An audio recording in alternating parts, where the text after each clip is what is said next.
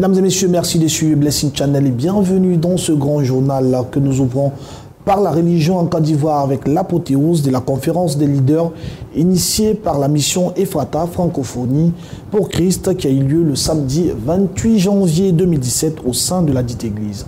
Il faut préciser qu'à cette belle cérémonie, le prophète Jimmy Kenneth et le docteur Bill Hammond en étaient les orateurs principaux. Revivons ensemble les temps forts. L'apothéose de la conférence des leaders initiée par la mission Ephrata Francophonie pour Christ s'est tenue le samedi 28 janvier 2017 au siège de la dite mission. L'orateur du jour, l'homme de Dieu, le prophète Jimmy, est revenu sur le thème choisi pour cette conférence, activer les dons du ministère. J'entends le Seigneur vous dire, ma sœur, de vous appeler.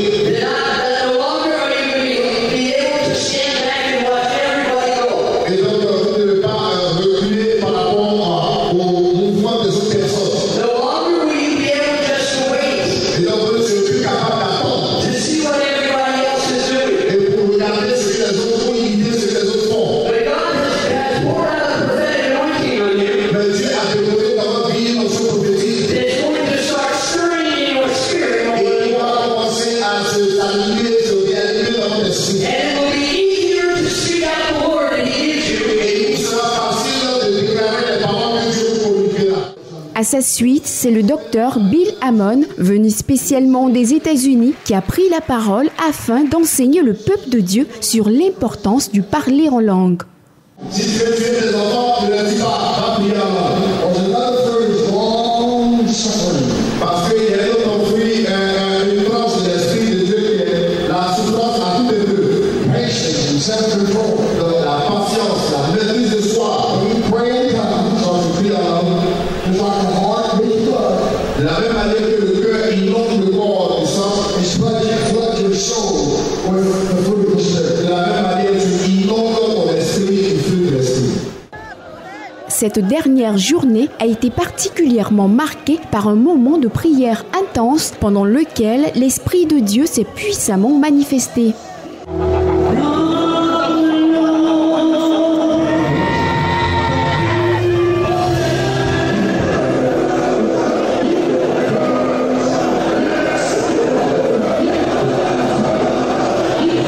Débutée depuis le 25 janvier 2017, la conférence des leaders est une initiative du révérend Zachary Adetola, pasteur fondateur de la mission Ephrata Francophonie pour Christ, dont la vision principale est de préparer des leaders pour les nations francophones. Toujours en religion en Côte d'Ivoire, le pasteur Abraham Dali, fondateur de l'église missionnaire La Maison de la Vérité, a été consacré dans le ministère de prophète le samedi 28 janvier 2017. Et cette cérémonie a été présidée par le prophète béni de Dieu. Et c'était tout un peuple qui était venu soutenir ce moment ecclésiastique. Reportage. L'église est tout. Je te remets cette nouvelle Bible.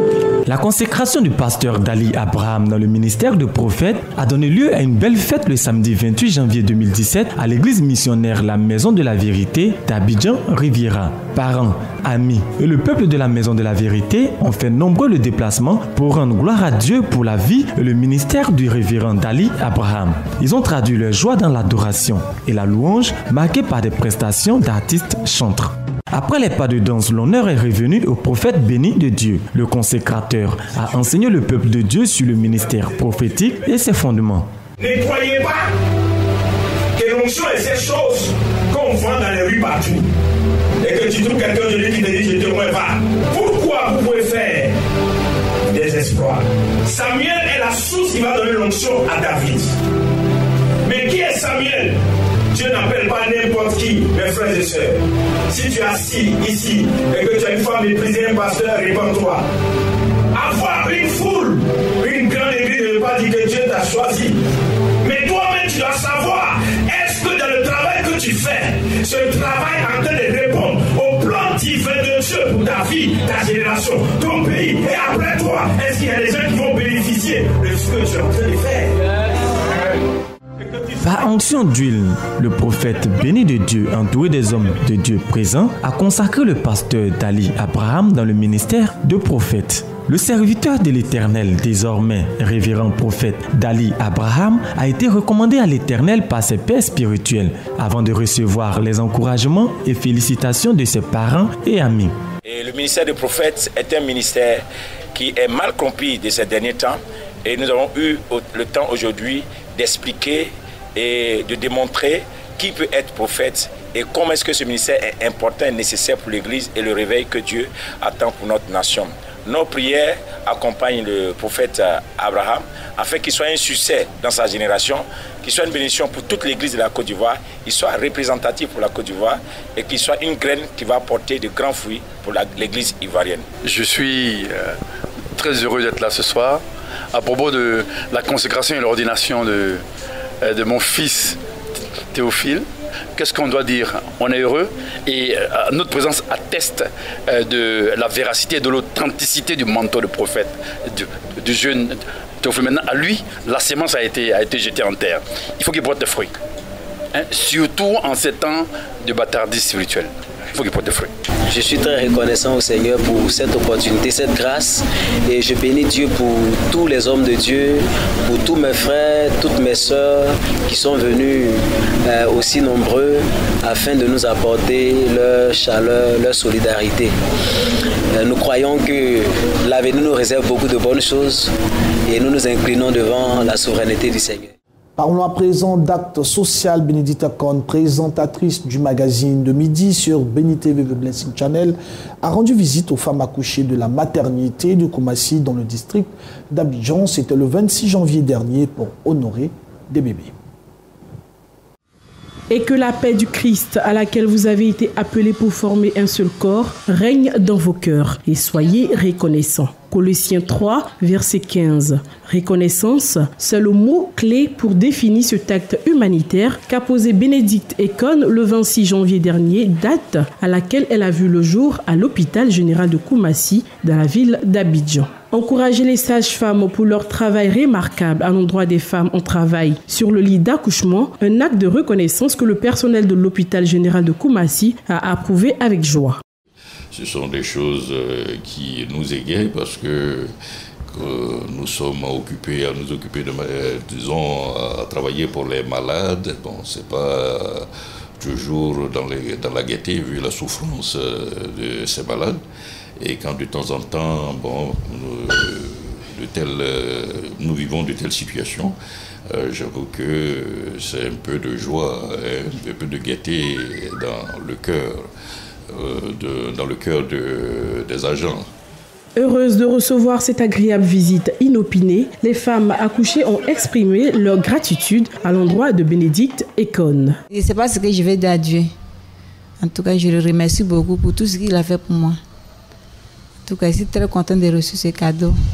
Pour moi, je suis très heureuse d'avoir une petite fille. Et puis, je remercie aussi la jeune demoiselle qui est venue vraiment fêter son anniversaire et offrir des cadeaux aux bébés qui sont nés aujourd'hui 26.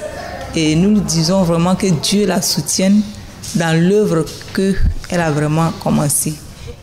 C'est à cœur joie que Bénédicte Ekone a effectué cette visite en ce jour si spécial avec des présents pour honorer ces bébés qui ont la même date d'anniversaire qu'elle. C'est une grande joie pour moi aujourd'hui de venir partager la joie avec les mamans qui ont accouché aujourd'hui en ce 26 janvier. Je suis née ici à l'hôpital général de Koumassi en 26 janvier, un jeudi. Et aujourd'hui, c'est un jeudi. Je pense que c'est par la grâce de Dieu que nous nous sommes retrouvés ici pour célébrer ce jour.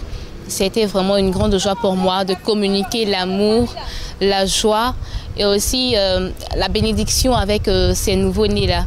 Il faut apprendre aux mamans qu'elles sont les premiers dieux sur terre pour leur bébé et que la bénédiction d'une mère est plus importante que tout dans la vie de son bébé. C'est vraiment une grande joie pour moi d'être ici pour partager ce moment de joie-là avec ces mamans ici.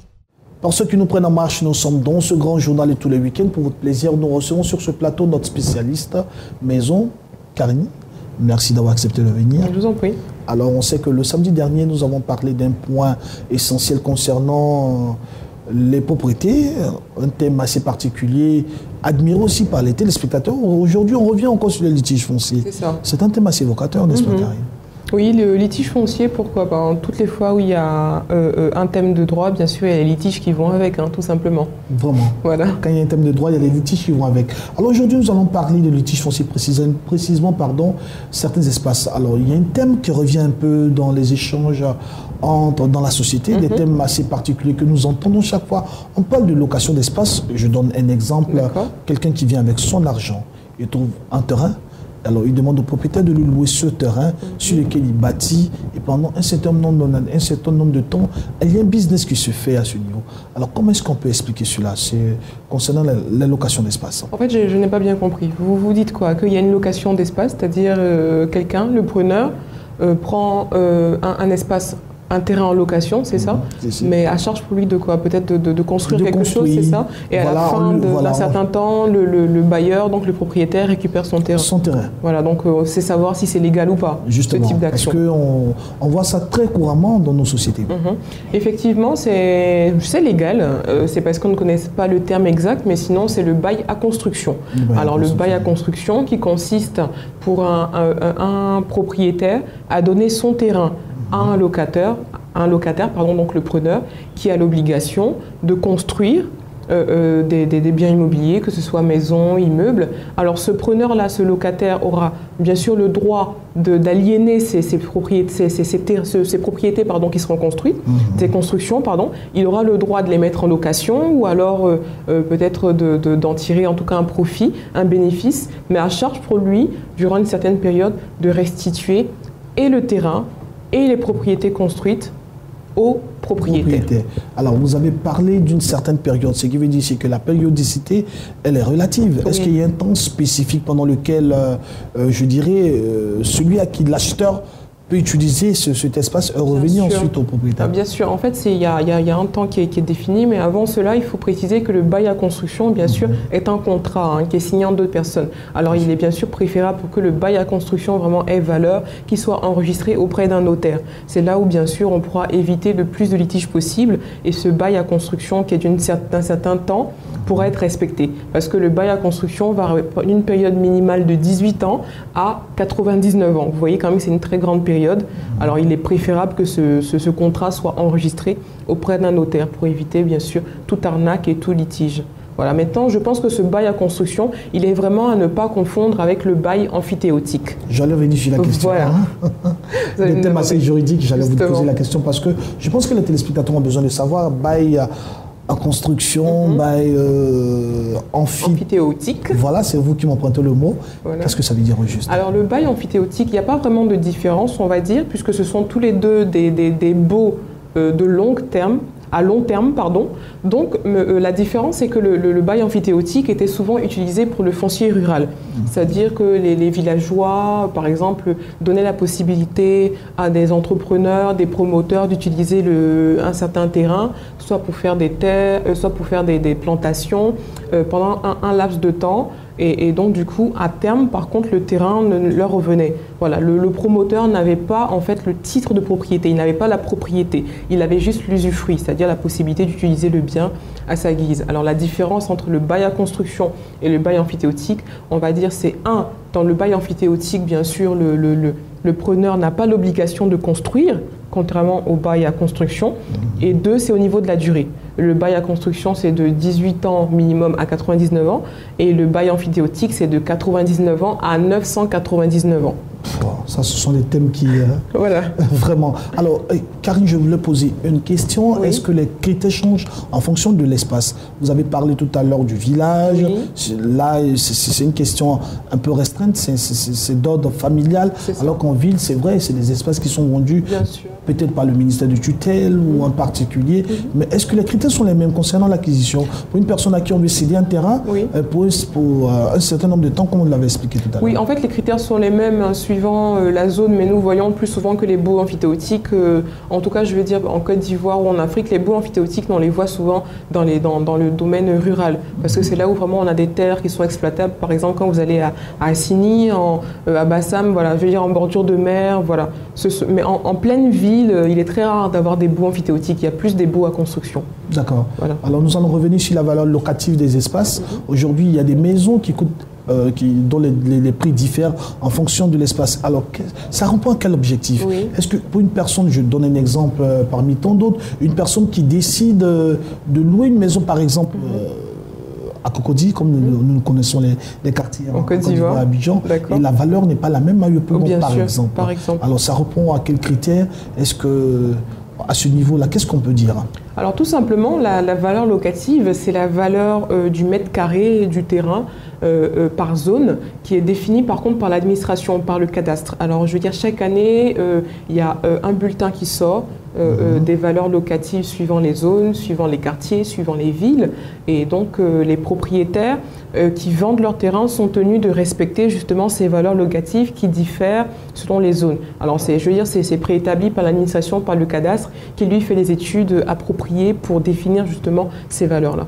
D'accord. Mais aujourd'hui, je pense que pour une personne qui a peut-être vendu un terrain ou un espace en fonction de la zone, comme vous l'avez expliqué, et qui se rend compte, après avoir mené ses investigations au cadastre, comme vous le dites si bien, et qui se rend compte peut-être que la valeur à laquelle il a vendu le terrain, ou du moins acheté le terrain, est moins que ce qu'il devait. Plutôt, c'est-à-dire que l'acheteur s'est rendu compte qu'il achetait au prix fort, alors qu'il ne devait pas. Ça devait être au moindre coût. D'accord. Alors là, justement, il peut bien sûr se prévaloir d'une action pour lésion, tout simplement, parce qu'il a acheté un bien au-delà, je veux dire, au surplus de la valeur locative.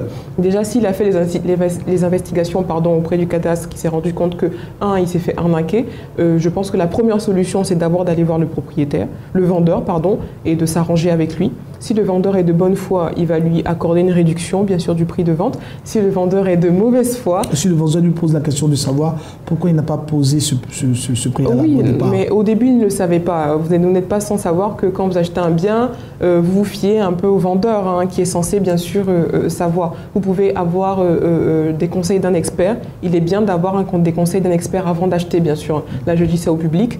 Mais si jamais vous avez fait une erreur ou on vous a trompé sur la valeur, c'est mieux que vous ayez voir d'abord le propriétaire pour qu'il y ait explication. Si le propriétaire ne veut pas entendre gain de cause ou bien est de mauvaise foi, là, bien sûr, il faudra intenter une action auprès du tribunal pour avoir une compensation ou alors tout simplement l'annulation du contrat commercial. Et dans le cas du vendeur qui, après investigation, se rend compte qu'il a vendu moins que la valeur? Justement. Alors ça, c'est une très bonne question. En droit, on appelle ça une action, on appelle ça la rescission pour lésion. C'est-à-dire que le vendeur a vendu un bien, en contrat, par contre, en contrat de vente d'un bien, c'est un contrat commercial. Donc le prix est librement fixé entre le vendeur et l'acheteur. Donc là, par contre, il n'y a pas de souci. Mais si jamais le vendeur se rend compte qu'il a vendu à un prix faible, en deçà, je veux dire, de la valeur locative, en deçà de la valeur du bien, il a droit d'intenter une action en rescission pour lésion. C'est-à-dire qu'il va se prévaloir auprès du tribunal pour que, soit la vente soit purement annulée, soit, bien sûr, il ait compensation. Parce que si jamais l'acheteur veut garder le bien, si l'action en rescission pour lésion est admise, l'acheteur pourra soit garder le bien. S'il veut garder le bien, il va compenser justement cette perte, ce manque à gagner au vendeur. Donc il y aura dédommagement. Et si jamais il ne veut pas dédommager, tout simplement la vente sera annulée. Mais la petite précision qu'il faut donner, c'est que l'action en rescission pour lésion n'est valable que si le bien a été vendu en deçà de 7/12e de sa valeur. Vous voyez, c'est-à-dire qu'il y a eu un gap de 7/12e de la valeur. Voilà, c'est ce que le tribunal va regarder. Merci Karine. On a bientôt fini cet entretien. Juste une dernière question avant qu'on se sépare. Et j'espère que ça va intéresser les téléspectateurs. Alors, on va revenir sur, je dirais, un cas assez récurrent. On va revenir un peu sur les litiges concernant les terrains. Souvent, on a affaire à un litige du genre un terrain vendu à 2 personnes. Et aujourd'hui, c'est beaucoup récurrent. Beaucoup de gymnastique dans les tribunaux, ça met beaucoup de temps. Qu'est-ce qui explique cela? Alors déjà tout simplement, peut-être la question, un bien est vendu à deux personnes en même temps. Bon déjà légalement c'est impossible. Hein. Soit vous achetez en copropriété. Mais là au moins on le constate, même voilà, si c'est impossible légalement. Voilà. Malheureusement on le constate. Justement on le constate, c'est-à-dire que, mais je pense souvent ces cas-là c'est quand on ne l'a pas fait chez un notaire par exemple. Mais c'est vrai qu'il y a des cas aussi où c'est fait chez le notaire et les personnes sont en possession de 2 titres fonciers. Voilà, là il y a le même terrain. Voilà, pour le même terrain, il peut y avoir fraude dans ces cas-là. Alors ce que le juge va regarder tout simplement, c'est qui a eu le bien, qui a acquis le bien en premier. C'est la chose qui va être regardée. Si le titre foncier, le titre de propriété est antérieur à celui qui se prévaut, comment dirais-je, de la propriété du bien, on va regarder l'ancienneté. Celui qui a le titre de propriété le plus ancien, c'est lui qui va être, c'est lui qui va être en priorité par rapport à celui qui a le titre de propriété le moins ancien. On va dire ça comme ça. La deuxième chose à voir aussi, c'est la personne qui s'est comportée en bon père de famille sur ce bien. Alors, il est parti chez le notaire, il a régularisé, il a suivi toutes les procédures, il a eu un titre foncier qui a été enregistré auprès du cadastre, enregistré auprès d'un notaire. Alors là, c'est tout ce que le juge va regarder pour savoir à qui il faut bien sûr adresser cette propriété. Alors celui bien sûr qui est lésé, celui qui s'est fait arnaquer, bien sûr il va chercher la personne qui lui a vendu et là il va intenter un procès justement tout simplement contre cette personne-là. Ça va encore mettre du temps. Encore mettre du temps, et bien sûr, ce sont les procédures, mais... Souvent les procédures juridiques, j'ai dit, ça décourage un peu la personne qui... En fait il ne faut pas que ça décourage parce que c'est le temps qu'on prend justement pour faire les enquêtes. Voilà. Vous voyez que 2 personnes qui ont un titre de propriété sur un même bien, vous voyez un peu, je veux dire, le chamboulement que ça fait déjà. Alors il faut faire des enquêtes au niveau du cadastre, il faut faire des enquêtes au niveau de l'administration, au niveau des notaires, de la chambre des notaires, donc ça prend pas mal de temps avant de savoir à qui appartient véritablement ce bien. Mais est-ce que ce dont vous parlez, les caractéristiques ou ce dont vous parlez, les procédures sont les mêmes pour les terrains aussi dans les villages ? Les procédures sont différentes en ce qui concerne le foncier rural et le foncier urbain, sachant que, comme je le disais la dernière fois, le foncier rural, en fait, il y a des procédures vraiment qui régissent le foncier rural. Voilà. Donc, suivant cela, je pense que Mais il faut dire une chose, c'est que face à la loi, tous les individus sont égaux, normalement. D'accord. Je pense que concernant le foncier rural, une prochaine fois, bien sûr, on abordera effectivement, on abordera le foncier rural une prochainement. Merci Karine, merci d'être passée sur ce plateau pour ces éclaircies. On sait que beaucoup de personnes, les téléspectateurs, bien sûr, sauront ce qu'il faut faire concernant les titres fonciers. Nous avons été très heureux d'être en votre compagnie pour ce grand journal. Restez connectés sur le Blessing Channel pour la suite des programmes. On se retrouve la semaine prochaine pour un autre numéro. D'ici là, portez-vous bien et que Dieu vous bénisse.